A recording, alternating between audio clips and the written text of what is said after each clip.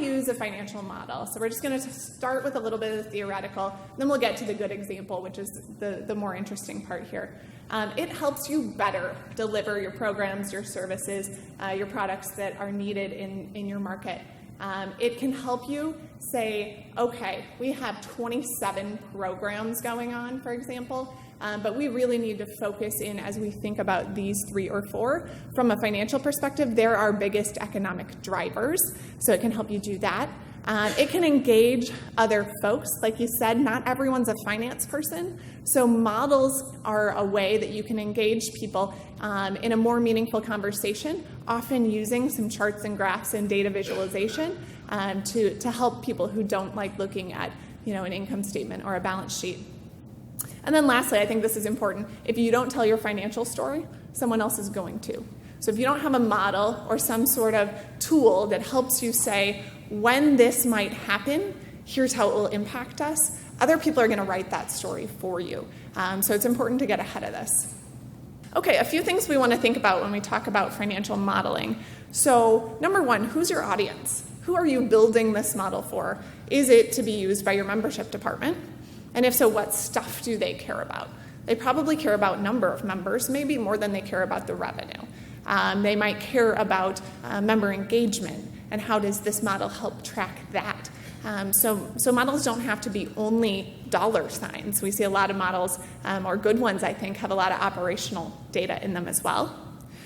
Is your audience board members or finance committee members? And what sort of data is helpful for them? And how do they like to consume it? So building off the last presentation, talking about if you have a bunch of millennials as the audience for your financial model, I'm not sure at this point that would be your main audience, but if you do, how do millennials like to consume data? It's a lot different than your Gen X or Gen Y folks.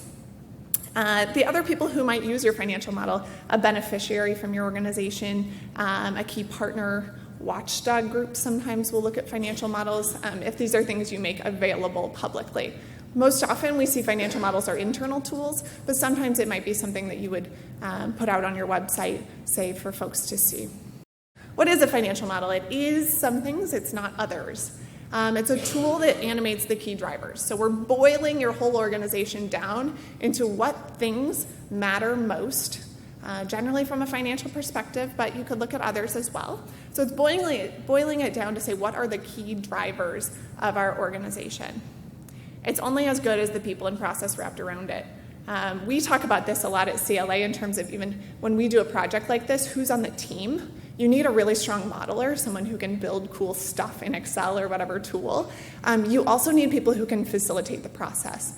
I would often argue that the process is more important.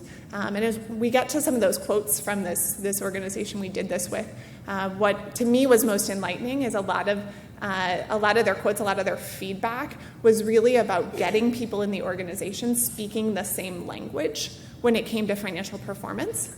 Not necessarily, I really liked this graph, right? So it's more about, are we talking about the same things and meaning them in the same way? Something that can be built into the rhythm of your organization. What we hope is that a financial model is not some cool thing you build once, and then it sits in that Y drive or whatever your filing system is, and people pull it out every 5 years when you do strategic planning. That's not ideal. I would say best case scenario, your management team is using this model real time every single management meeting, so that you say, what if we did this? And then you can model out the strategy behind it. One of the models that we'll show you is something that's really good for that interactive, live time type of a situation. What it's not, and this is where people who really like modeling, so I'm kind of on the middle of the spectrum. I like modeling. I don't love modeling, but I like what modeling can do.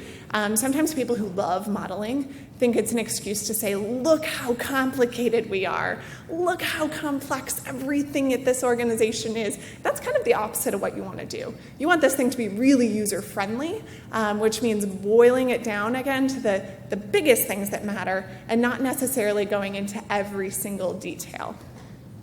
Financial models are not one size fits all. So I'd look over here at John Tower, who's here from CLA, from Minneapolis, and he and I talk a lot about productizing things. So what are things we can make a product that we can bring to people in a really efficient way? And my pushback on financial modeling is always, yes, there are baseline models that we can start with, but models really need to be customized to the organization. So we can't just have this off the shelf, here's your financial model, go use it, because your organizations are all pretty unique.